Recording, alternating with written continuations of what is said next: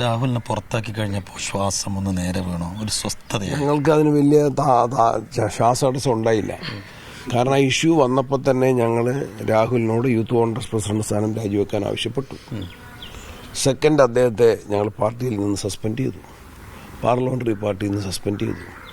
അസംബ്ലിയിൽ അദ്ദേഹത്തിന് പ്രത്യേക ബ്ലോക്കായിട്ട് സീറ്റ് അലോട്ട് ചെയ്യേണ്ട സാഹചര്യം വന്നു. സ്പീക്കർക്ക് കത്ത് കൊടുത്തു. ഒരു പാർട്ടി പരിപാടിയിലും അദ്ദേഹത്തെ സംബന്ധിപ്പിച്ചില്ല. എനിക്ക് പരാതി ലഭിച്ചപ്പോൾ അപ്പോൾ തന്നെ അത് DGPക്ക് ഫോർവേഡ് ചെയ്തു. പിന്നീട് കേസുകൾ കുറേ കൂടി രജിസ്റ്റർ ചെയ്ത് നിയമ നടപടികളിലേക്ക് വന്നപ്പോൾ അദ്ദേഹത്തെ കോൺഗ്രസ് പാർട്ടിയിൽ, ഒരു രാഷ്ട്രീയ പാർട്ടിയും ഇന്ത്യ രാജ്യത്ത് സ്വീകരിക്കാത്ത ഒരു ഉയർന്ന മാതൃക സ്വീകരിച്ചുകൊണ്ടാണ് അദ്ദേഹത്തെ കോൺഗ്രസ് പാർട്ടിയിൽ നിന്ന് പുറത്താക്കിയത്. അത് പക്ഷേ കേസ് വന്ന ശേഷമല്ലേ ആയുള്ളൂ, അതുവരെ സംരക്ഷിച്ചില്ല. ഇതൊക്കെ അറിഞ്ഞു വെച്ചിട്ടും കൂടെ അത് നിങ്ങളുടെ ആരുടെയെങ്കിലും ധാരണപ്പശകാണെങ്കിൽ അത് തിരുത്താൻ കഴിയില്ല.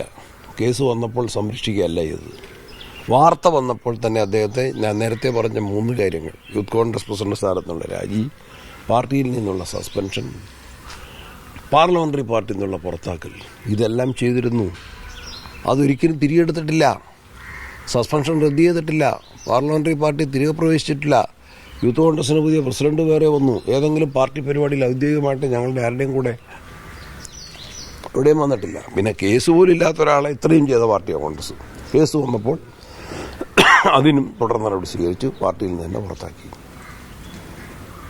മുൻപുള്ള ഒരു പ്രസിഡന്റുമാർക്കും നേരിടേണ്ടി വന്നിട്ടില്ലാത്ത വിധത്തിലുള്ള ഒരു തലവേദന പ്രസിഡന്റ്ഷിപ്പ് ഏറ്റെടുത്തതിന് പിന്നാലെ തന്നെ സണ്ണി ജോസഫിന് നേരിടേണ്ടി വന്നു.